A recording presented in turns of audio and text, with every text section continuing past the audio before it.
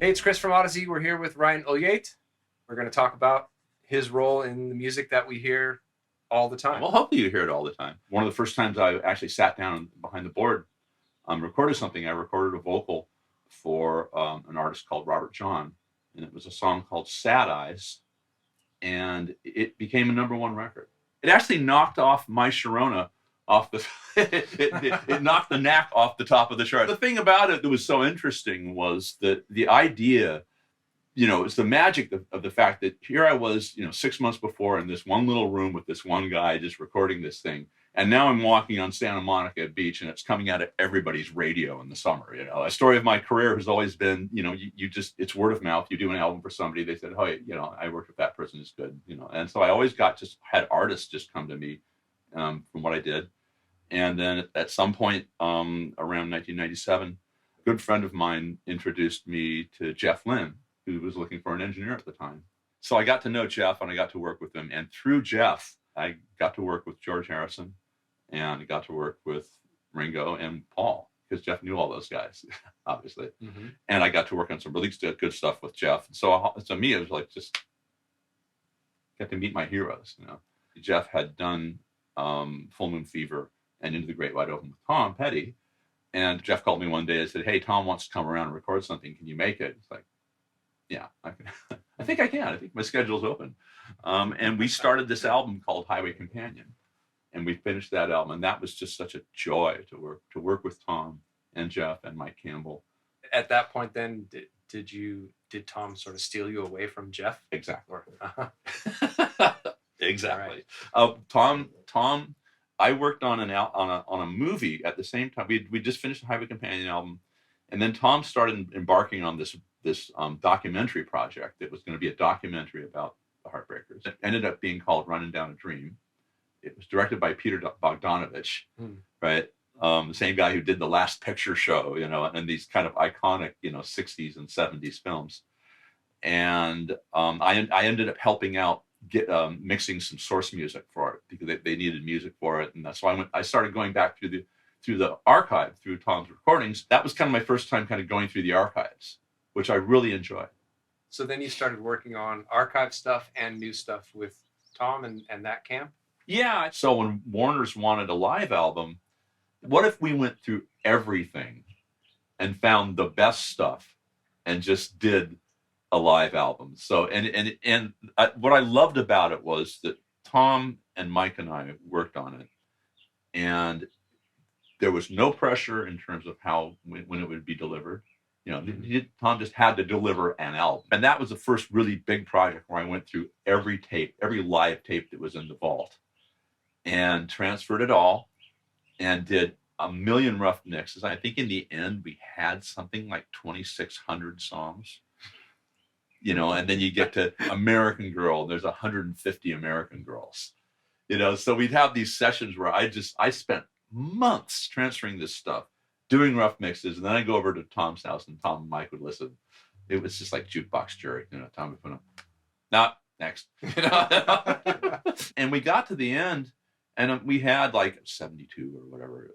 We had a bunch of tracks done, and Tom says, "Okay, I want to sequence it." He did not care what era it was, what song it was. He wanted to make each CD kind of tell its own story. Then at some point, Tom and I started going through the Wildflowers stuff to start, because Tom wanted to re-release Wildflowers with some tracks that were left off the album. So that was my first kind of really deep dive. And I was doing, well, Tom was still around. We did that, and that kind of started us on that path. Mm-hmm. So we kind of created a thing called, I think the album there was Wildflower. It was going to be a 2-disc, Wildflowers and this All the Rest disc, which had these other songs that were some remixes from the songs that were on She's the One, and some new songs that just never got released. So we finished that. Tom went on the road, and we were going to get back to it. And unfortunately, as people know, Tom died right after the tour. And we got to the point where we realized that, one way to honor him was just to keep on going through this stuff and put out stuff that we know he would like and that the fans would like too. And the other thing that I really got into starting in 2020, was mixing in Dolby Atmos. The first project I did was Wildflowers. And it was just so fun to hear music that surrounds you, that immerses you, that puts you in the middle of it. And what I found with that kind of mixing is you don't have to do gimmicky stuff. You don't have to make stuff fly around and and stuff. You just need to put things in create space and just find a way where you can you can experience the music on a deeper level. You can just be in it.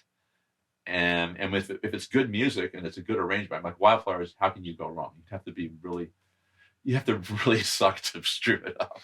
Yeah. Well, one of the things that I thought was cool listening to some of those tracks in here was that I was hearing things that I didn't really notice before because they were previously buried in the stereo mix and maybe blending with something else, where now they're kind of panned out and maybe a little bit behind me or above me or whatever, like the orchestra that we talked about, where the band is in the sort of level tracks, and right. then the orchestra, the string section or whatever that was kind of sweetening was up above. Right. But feeling like I'm inside this performance is really, really special. And obviously, it also happens right here. Right there in headphones. That's right. And and that's kind of the next thing is like, how do people listen to this? There are some systems that are out there that are relatively not that expensive that's going to get more and more people to be able to experience it in physical space as well in the headphones. I think probably most people at this point are listening to it in some kind of headphone, right? Like right. That's really most of the time what you get is a binaural feed of